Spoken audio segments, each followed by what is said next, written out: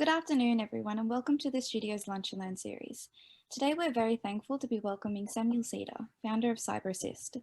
Samuel will be hosting today's Lunch and Learn session on product mastery. I'd like to encourage all our viewers to pop their questions in the Q&A or chat.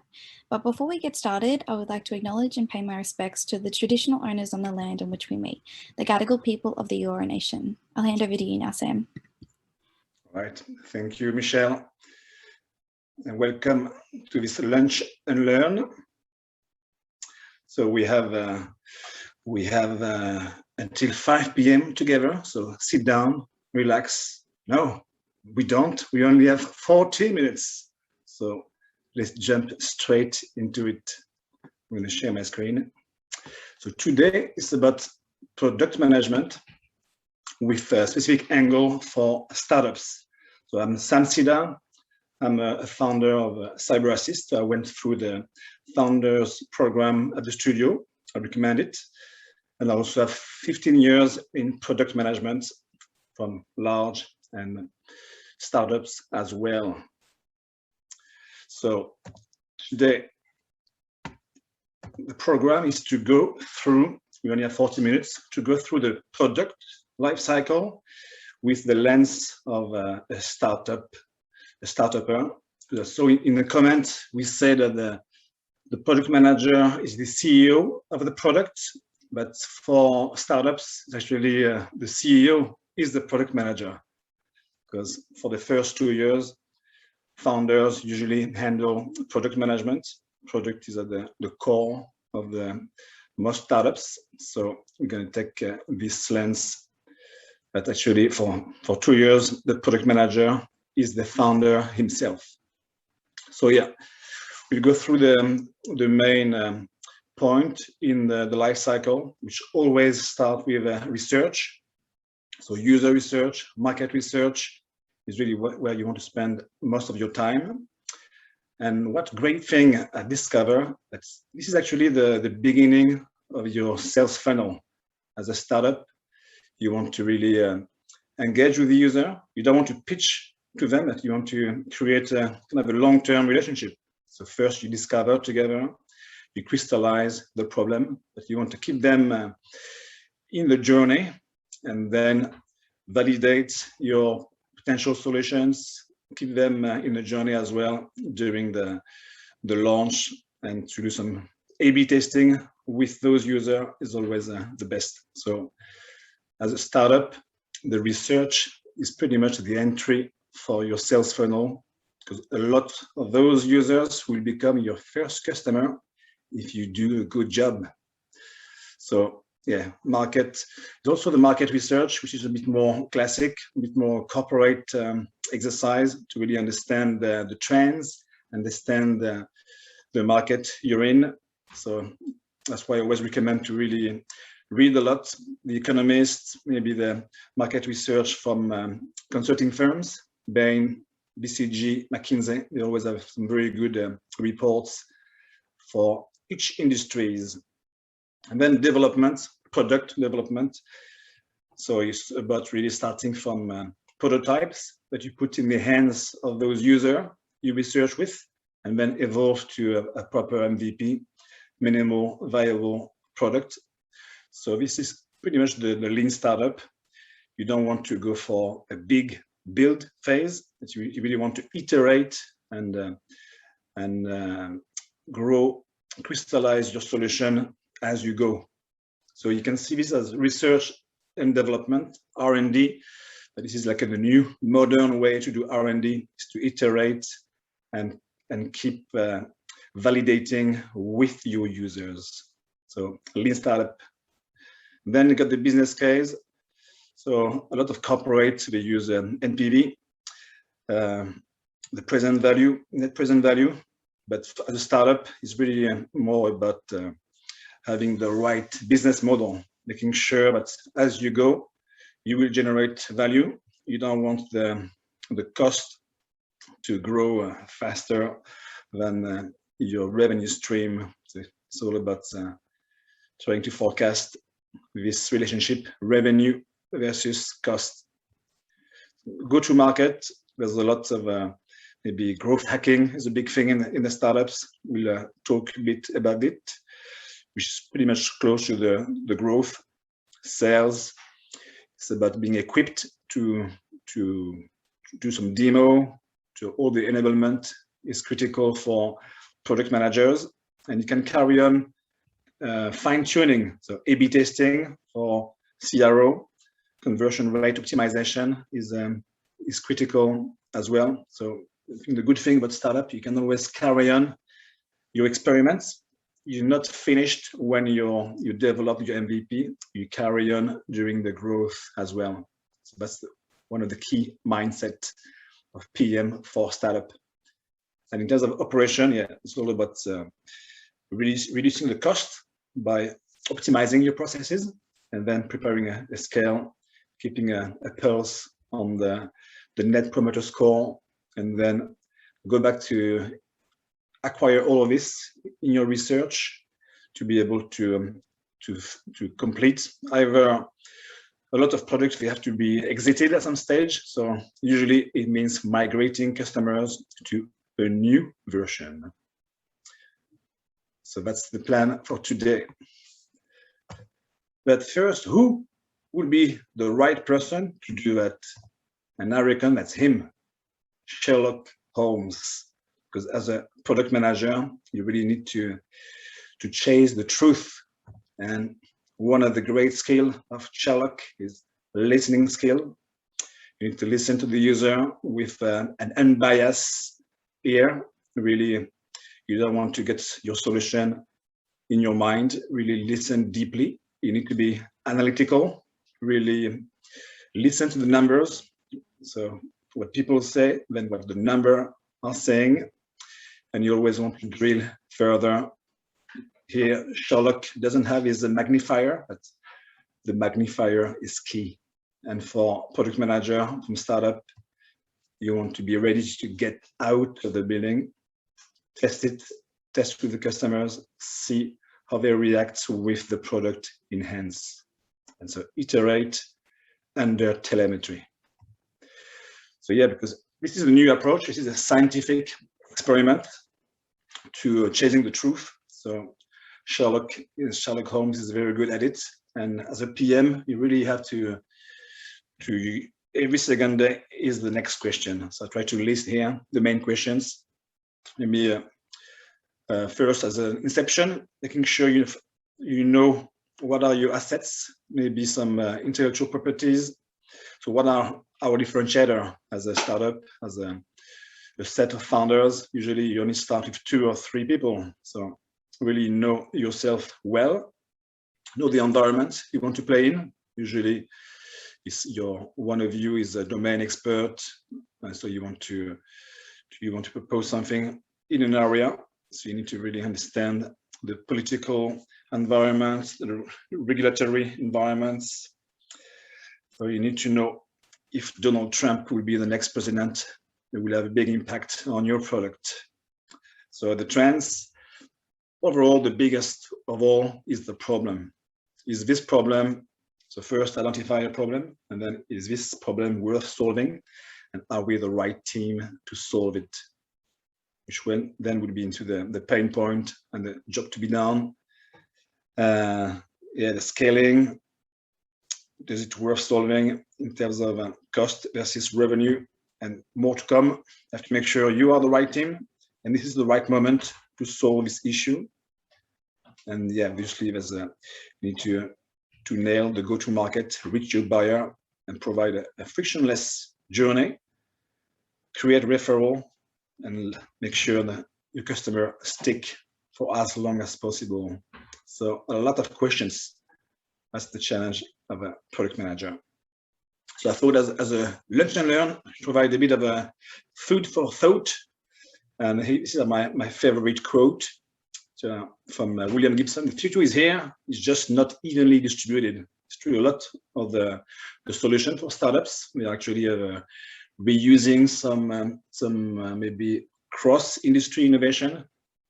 So I was working on the augmented reality for cybersecurity. It's about sometimes reusing some components from other industry.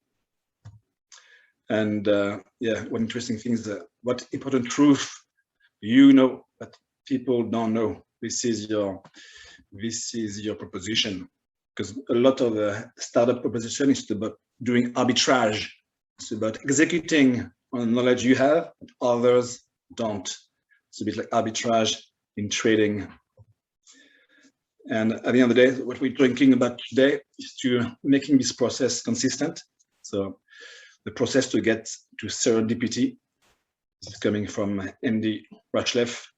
So by doing lean startup, by doing a Sherlock Holmes investigation type of approach to product, to find product market fit, that's where you can make it consistent. And yeah, if you're not embarrassed by your first version, you launch it too late. The last one by Andy Rachleff was you need to create a beachhead, a niche you can dominate. And that's why we start here about the niche. But first, really the best of all is to fall in love with the problem, not the solution. Because yeah, a lot of product managers, they come from engineering, and we tend to fall in love with solutions. And it's very key to fall in love with the problem. The solution can change. If you crystallize the problem, stick to solving this problem, you'll succeed. So first, to be able to fix this problem, you need to make sure it's really in line with your objectives. So usually as a startup, the main objective is to get product market fit. But if it's a bigger organization, you want to make sure you're aligned. At the end of the day, usually there's three main business objectives. You want to acquire user acquisition goes first. You want to generate revenue. So you really want to upsell, cross-sell from those users, or is it time to generate as much profit as possible? So I think we finished the slide deck on the BCG matrix. This is coming from my friend David Wang, and I recommend the Product Academy. There's the link at the bottom, productacademy.io. So yeah, start with the business objectives and making sure you map your product vision and the product specifics, which is pretty much the OKR. We close with the OKR at the end. One tool I love in particular is the impact mapping. I think it's coming from more industrial problems. So, but it doesn't have to be. The idea that you can drill down from a business goal down to very specific feature and user stories. And the way to do that is to first crystallize the goal. I was on the impact mapping, coming from industrial type of approach on drilling down from a business goal to detail feature and user stories. So it goes from the business goal, you identify who are the actors. So it will be the persona from your user research. What are their tasks? So a bit like their job to be done, how they go about this goal, and then you can decompose this goal into a feature. So the feature of the product that will equip this user. So the how is the change management aspect. You have to change the behavior from your actors. I'll add some links so that you can see a bit further. One of my favorites is inspired by the INSEAD Blue Ocean strategy, is to find an underserved need or underserved segment. So here I've got the columns are segments like millennials, Gen X, baby boomers, and the row are cars, type of car. So you can analyze, if it's your industry, which segment is underserved. My industry is cybersecurity. Here it's about web security solution for enterprise. So my focus is B2B SaaS. And you can see the main capabilities, malware being kind of the expected, the basic, and mobile devices being a bit less covered. So this is the coverage in terms of supply. What are the vendors providing to who? So which segment is served pretty well or not. And then you use a demand level.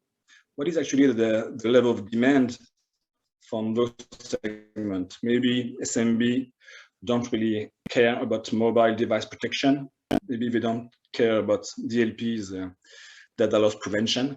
So here you got the demand level, and the idea is to overlay, create a heat map of the supply and demand.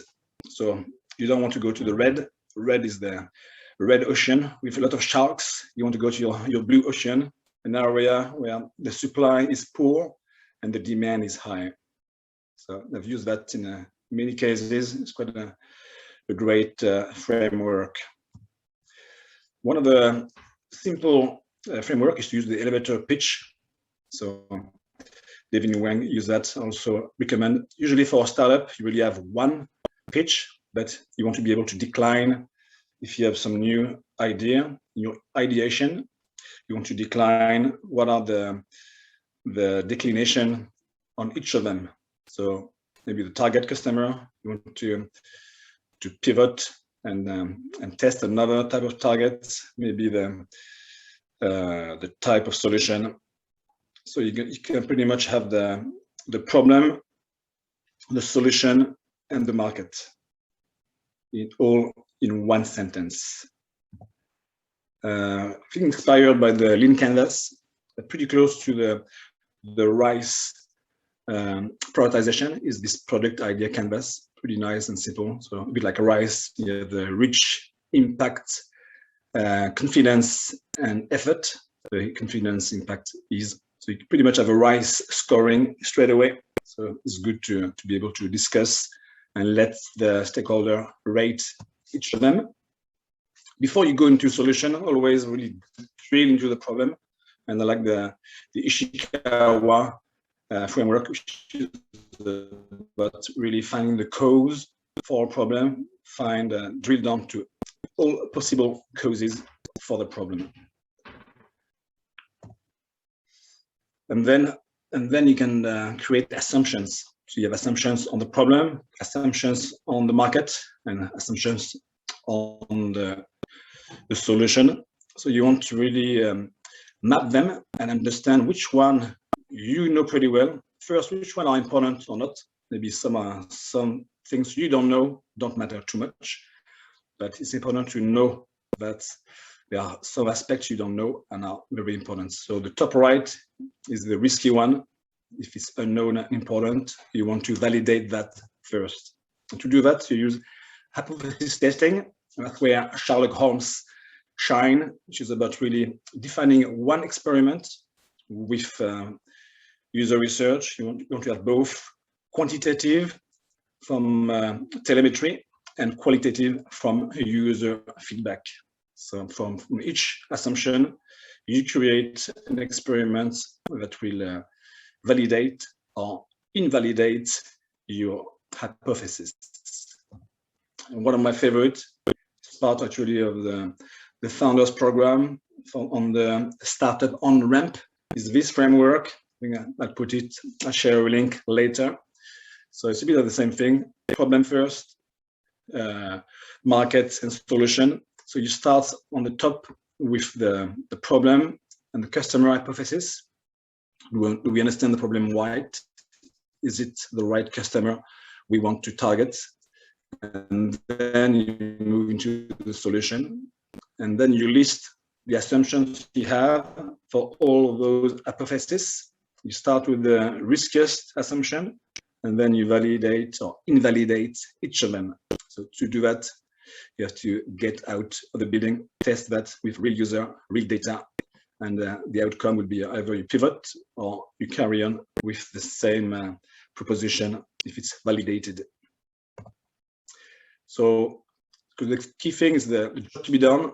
So by Samuel Hulick, you show that very well. Usually the customer is not purchasing pieces of a solution, is purchasing an experience. That's why we very much focus on customer experience. And what you really propose is not a product, it's a transformed customer. So it's the customer equipped with your product, suddenly he becomes a superhero. He can do a lot more and get his job done a lot better.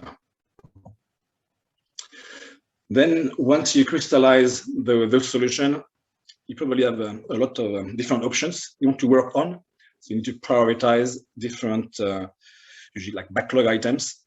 So there's two good framework, Kano and value effort. So once you got your dozen proposition, Kano is about identifying if it's a delighter versus a basic must be. So that's where you really want to prioritize. You want to have a good base of must be, but you don't want to overdo it. The must be, you need to work, but it doesn't need to go further than a default capability. I thought it was you. And then you focus on delighters. So you want to do a decent job on the basic, and then do more and more delighters. Because delighters, it means that the more you spend on implementing that, the better in terms of feedback and satisfaction.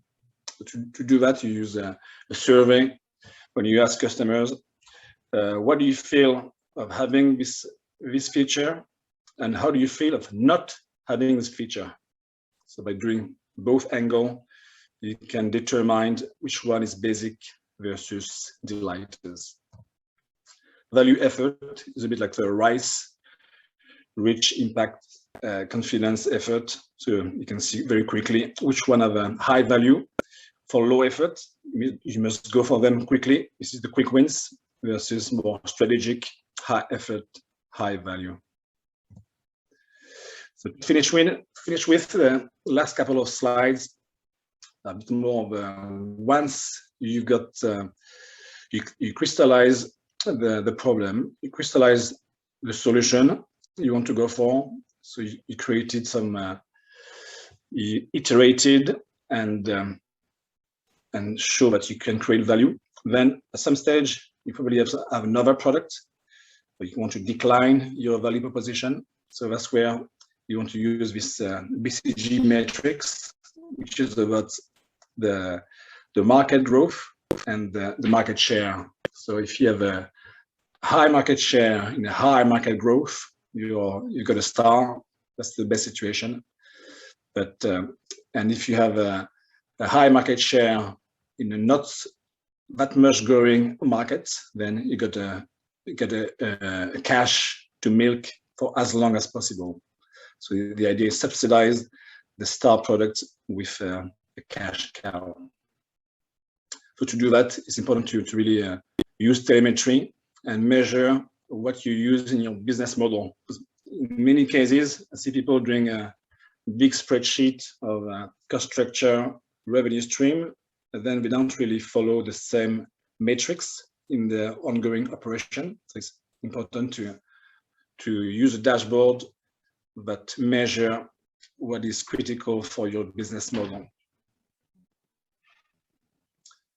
Okay, let me say the last bit about the OKR. So OKR introduced by Google, very, very efficient, very popular for startups. And my advice is to use one top metric as a North Star metric, the one you really use to communicate the project and the success of this project. And then the key results of the top objective becomes the objective of the level below. So you can cascade, but you don't want to go more than 2 or 3 levels. Otherwise, you'll end up with an Egyptian pyramid. Okay, so to recap, we said you have to start with the business goal, making sure you're going to work on something aligned with your business strategy. Always validate the problem first, not the solution. So don't pitch a solution, really listen to your customer, and then crystallize how you can help, what's this job to be done, and who are this user actually, so the persona, and what will be the journey where this job to be done fit really. So it's really important to spend as much as possible deep dive into user research. And you can, one thing is popular for Amazon is the working backward. So you can test, it's a bit like some MVPs strategy. You can create a release note, create an FAQ of the product before launching, and then you can test with that what's the market reaction or user reaction to a product you haven't created yet. So you work backwards from the customer perspective. And then on the solution side, yeah, you need to iterate. Don't go for a big build phase. It's all about doing rapid prototyping. I think it's good to even sometimes draw a flow, draw a user interface. You can take a picture, use a Marvel app to make it a clickable prototype. It's always a great way to proceed. And yeah, go to iterate under telemetry for the MVP. Once you got some alternative in terms of elements to improve this product, use prioritization, Kano, RISE, and make sure it's aligned. Every single subcomponent is aligned with your North Star metric by checking this OKR mapping. So one advice for startup, when you start having sales, use sprint with your sales. Create some 1 week sprint, so you can do a sprint planning, some daily stand-up and review at the end of the week. So it's very efficient. So I will open for question. I think I might read some question in the chat, and maybe one last word. I recommend productacademy.io from David Wang. I think he launched a new program as well, so check it up. That's a very great next step. I think I stopped sharing so we can check the Q&A.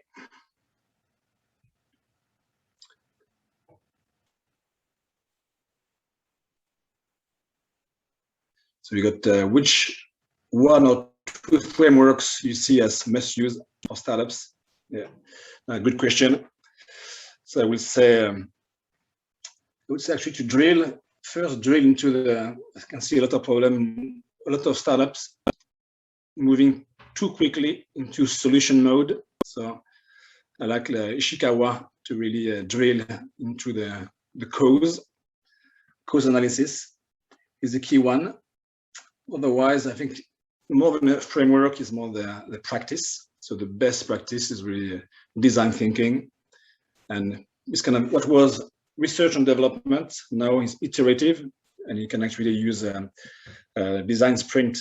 So you start a sprint with one of your hypotheses, because you're going to have a lot of hypotheses on the problem, market, solution, and you do a 1 week design sprints to validate this hypothesis. So I would say Ishikawa and design sprints are some of the best. Actually, I'm going to share as well the slides in here if you want to have a look at it. We probably put it on YouTube as well. Feel free to add any question, or I think you can even use your microphone. You find the right link. It's a Google Drive link to the same PowerPoint.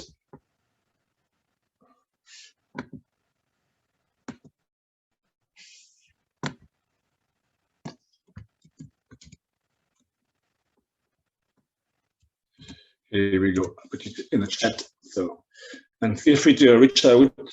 There's a link to my LinkedIn, and particularly I like to talk to product managers working with startups. It would be great to share your experience. So with that, I think I will handle back to you, Michelle. Fantastic. Oh, thank you so much for that, Samuel. That was a great talk on product mastery. As mentioned in the chat and as Samuel also mentioned, we do record these sessions and they are on YouTube for you to watch back. We usually upload them within 24 hours. Samuel also referred to the Studio's Founders Program, which he went through with CyberAssist. You can learn more information on that by visiting our website at thestudio.org.au. But if that's all, we'll wrap up there. Thanks a lot, Samuel. Thank you, everyone. Thank you very much. Bye. Speak to you soon.